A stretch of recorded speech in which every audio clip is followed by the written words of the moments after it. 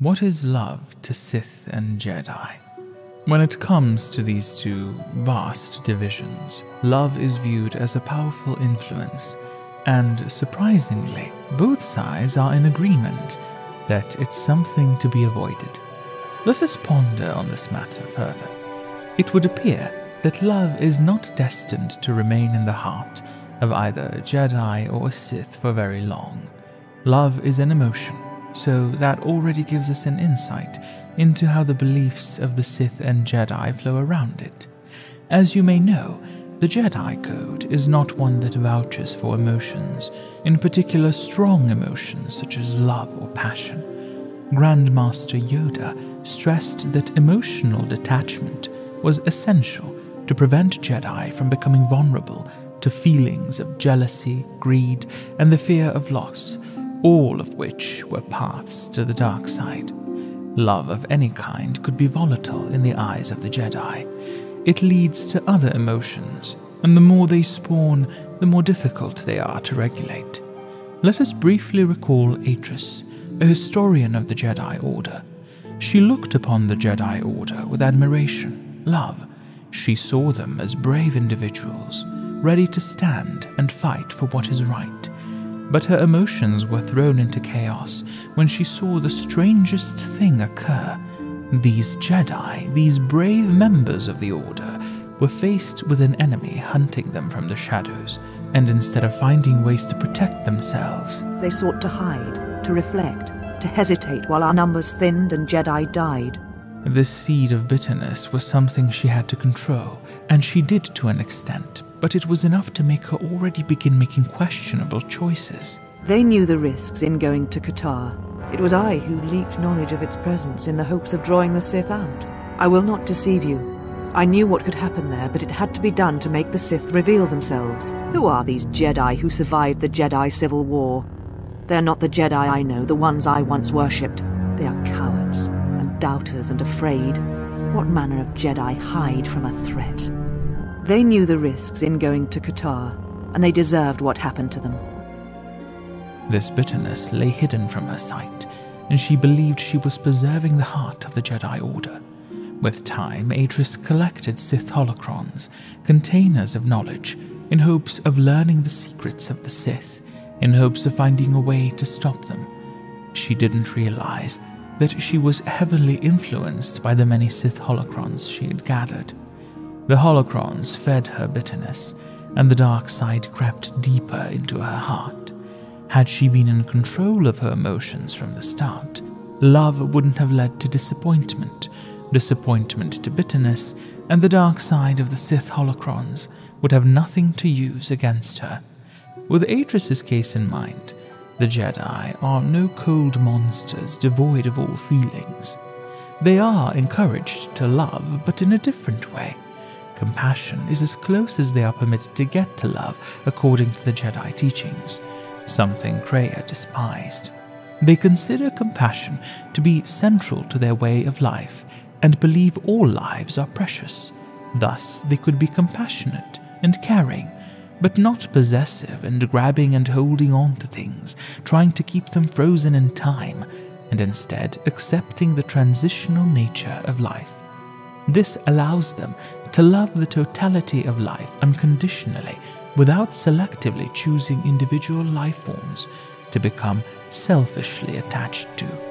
Still, the Jedi Code does not prohibit love, because the Jedi, despite their stance on emotions, do see emotions as a natural thing, and they see that the correct path for a Jedi Knight is to learn to control those emotions and practice the ability to detach one's emotions from others. This is typically done to the point where the emotions are controlled to such a degree that they do not cloud the judgment of the individual. But let's not give in to purposeful misunderstandings. Of course, the ultimate degree of detachment is never achieved, no matter how much the Jedi vouch for it. If such a thing were ultimately achieved by a Jedi, they would be devoid of all compassion. Indeed, we have seen countless Jedi maintain their objectivity and choose to sacrifice for the benefit of the many. But most of the time, it is clear that such choices were not made easily.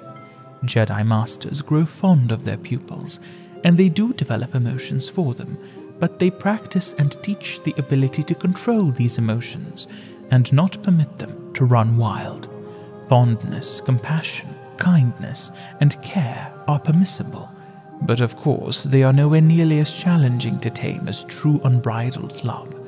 So it makes sense why more serious and meaningful love would be an emotion that is viewed with distaste, because such strong emotions are volatile and difficult to control, and are best left unchallenged.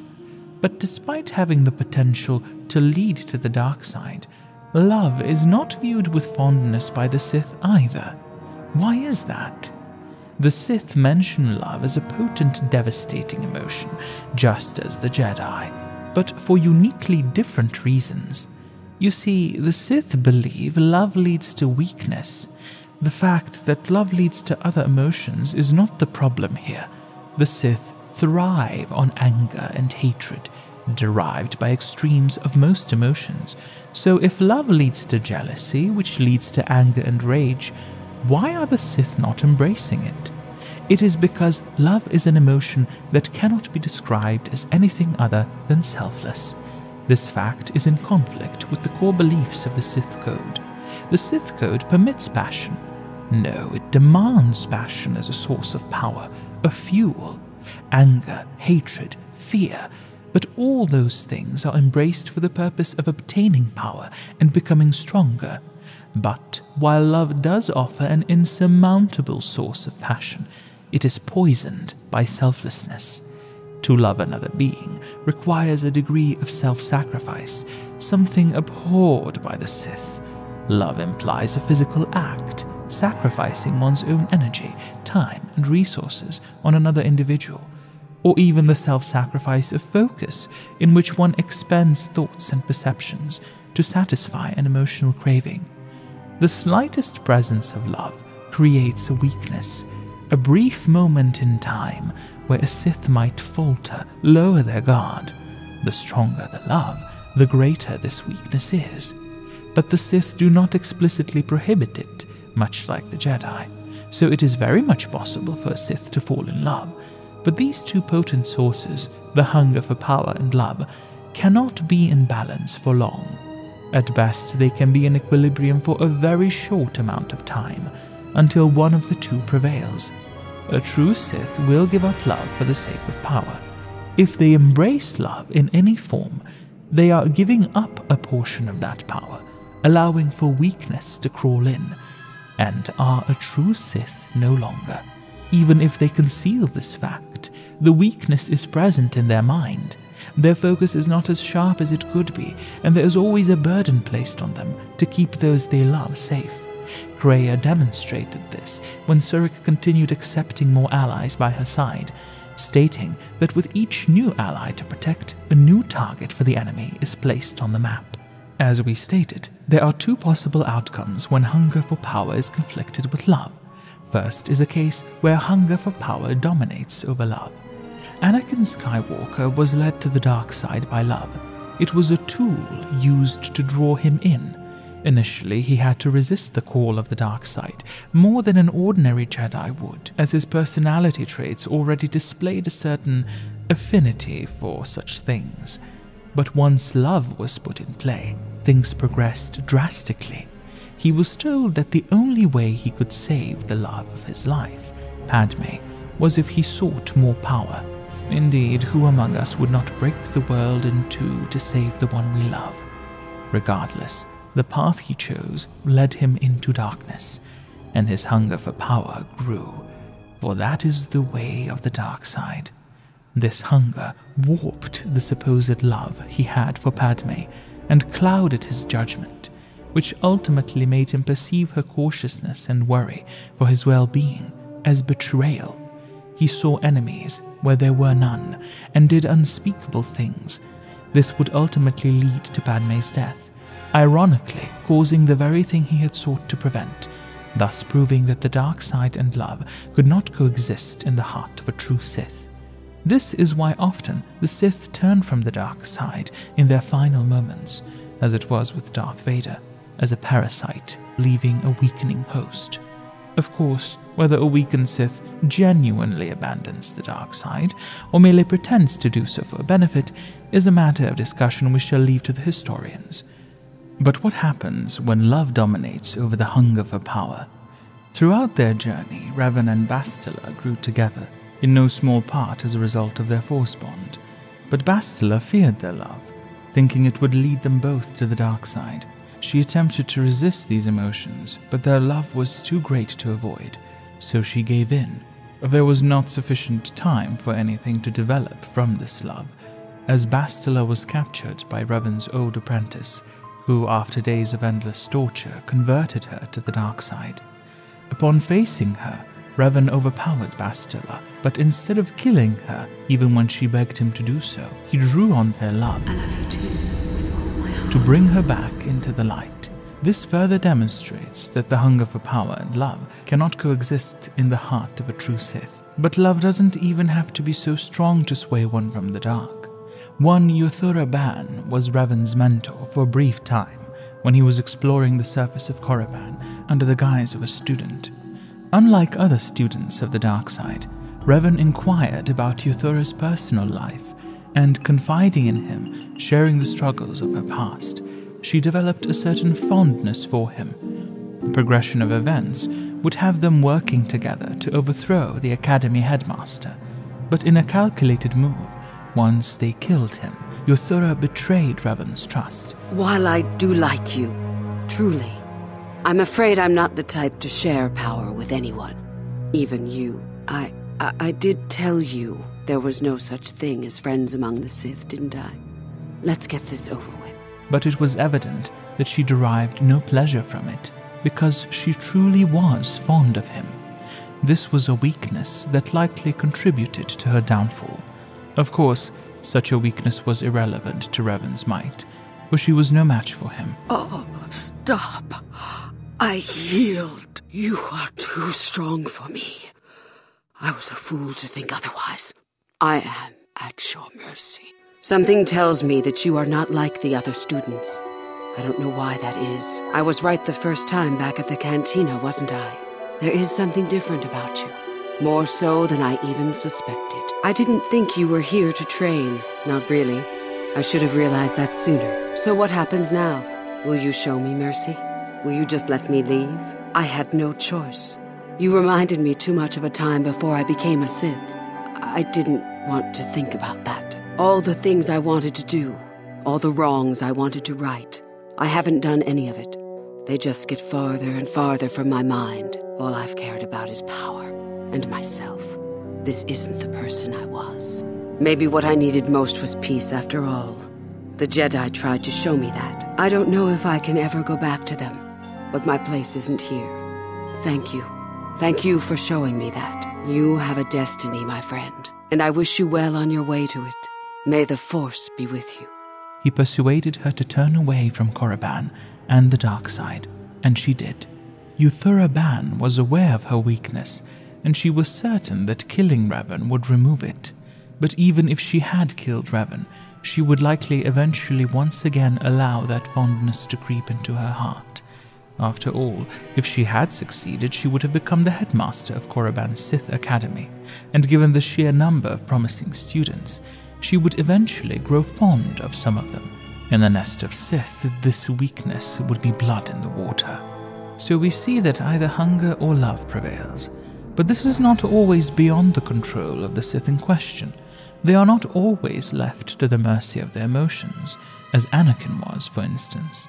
There are unique cases where individuals observe this conflict with such focus they are able to see the desired outcome and choose to take the path to achieve it. It is more difficult when hunger dominates over love, because one's judgment is clouded, and the choices made are not what they appear, as it was with Bastila.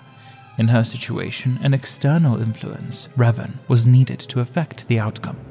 On the other hand, one Darth Malgus faced a similar conflict and resolved it on his own, willfully. Darth Malgus fell in love with the Twi'lek slave girl, Elena Daru, with whom he fought side by side in many battles. He was aware that this love was perceived as a weakness, Indeed, it was a weakness, one that he admitted. He admitted that he loved her, but Malgus chose to no longer be chained by this weakness. So he killed Alina. With her death, his power grew. Not only did he get rid of a weakness that could be used against him, he made a point that nothing and no one would stand in his way to power. In life, Alina had been his weakness, a tool to be exploited by rivals. In death, she had become his strength, her memory, the lens of his rage. Among the Sith, a rule was instituted which indirectly placed a limitation on Sith having lovers and eliminating a potential weakness. One Darth Bane, in response to what he viewed as inevitable self-destructive infighting within the Sith Order, instituted the Rule of Two. The Rule of Two states that there would be only two Sith at one time, a master and an apprentice, guaranteeing that when the apprentice becomes powerful enough in the ways of the dark side to take the title of master, only then would they be worthy of the title. This transfer of power would only take place when the apprentice takes their master's life and finds a worthy student to repeat the cycle. This way, the Sith will grow more powerful and still exist through a new master. This limitation made it less likely that the apprentice would form bonds with others, as they focused on harnessing power and obtaining teaching from their master. And it was unlikely that the master in question would develop much emotion for the student, for they knew the time would come when the student would overpower them and slay them. In the end, even if they did so, they would teach a valuable lesson. It is also important to note that the Rule of Two was instituted in a time when the Sith were not so numerous. Thus, survival and power were viewed as priorities above anything else. What would Kreia say on the matter? On intimate relationships, Kreia saw that such passions were not strength but erosion, though she withheld ultimate judgment on the matter. She also showed disagreement with the compassion the Jedi have for those less fortunate. Why did you do such a thing? Such kindnesses will mean nothing. His path is set. Giving him what he has not earned is like pouring sand into his hands. The Force binds all things. The slightest push, the smallest touch, sends echoes throughout life. Even an act of kindness may have more severe repercussions than you know or can see. By giving him something he has not earned, perhaps all you have helped him become is a target. Seeing another elevated often brings the eyes of others who suffer. And perhaps in the end, all you have wrought is more pain. And that is my lesson to you. Be careful of charity and kindness, lest you do more harm with open hands than with a clenched fist. She remonstrated Surik for taking on the challenges of others, arguing that compassion weakened the benefactors by depriving them of the mental and physical enrichment that life's challenges procure. Not only did Kreia find acts of compassion committed without regard to consequence to be pathetic, to her, it was also ironic, since it weakened the very people it was intended to help. Aiding them gives you strength by taking on their challenges, but weakens them.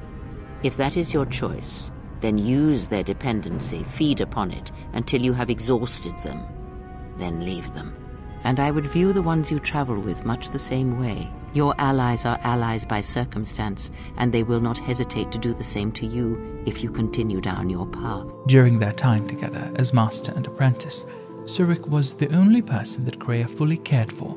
Everyone else in their group was an expandable asset in her eyes. She tried to pass down this approach to Surik as well, when she implied that all of Surik's allies should be viewed as expendable, in particular the blinded seer, who could be used as a sacrifice to kill Darth Nihilus. Surik was unsure how to process this approach. You must be prepared to sacrifice the blinded one. Perhaps her death will buy you the time you need to deal with her master. There is no need to dirty your hands when you can convince another to drive a blade into their own heart. Then I shall view you as disposable as well, she said. Ah, now you are learning. And I thought I was cold. Oh, you have promise. But wait until you have more years fall upon you, and you will see what a shell your heart will become. Still, despite her cold and callous persona, Kreia possessed a softer side to her personality that was more apparent when she was mentoring Surik. I do not believe one would die lightly for one did not care about. I would have killed the galaxy to preserve you.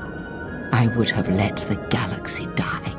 You are more rare than you know, and what you have taught yourself must not be allowed to die. You are not a Jedi, not truly, and it is for that I love you. A lesson as a result of Kreia's teachings, Kreia condemns compassion, love, and sacrifice, yet claims to love Surik to the point where she would let the galaxy die for her. The world is not so black and white as the Jedi or Sith would have it. Love indeed is a potent instrument, but should be used with wisdom and intellect. It can often be more volatile than expected. But there are different kinds of love, each motivated by a different source. Kreia's love wasn't one motivated by the mere presence of the individual, nor by prolonged exposure or interaction with them, as most love is. Rather, it was the individual's uniqueness. Surik was one of a kind, more rare than she was aware of, and the single most important person in Kreia's eyes, because she defied the very existence of the universe around her. Although, if we ignore this context, one could argue that we all feel this way about the one we love with our entire being, as if they were the most important and unique individual in the universe. So the lesson here, perhaps, is that love is not something to be avoided at all costs. Instead, for a Sith or a Jedi, it should be embraced and focused with wisdom and mindfulness, and when doing so, to be prepared to love fully, to sacrifice the world for it, to be ready to die, or to not do it at all. A weakness is acceptable if it achieves a goal, is it not? For us mortals, love offers much, but opens up the possibilities to so much pain and weakness, and that love appears to be a wise choice if its benefits far outweigh its flaws.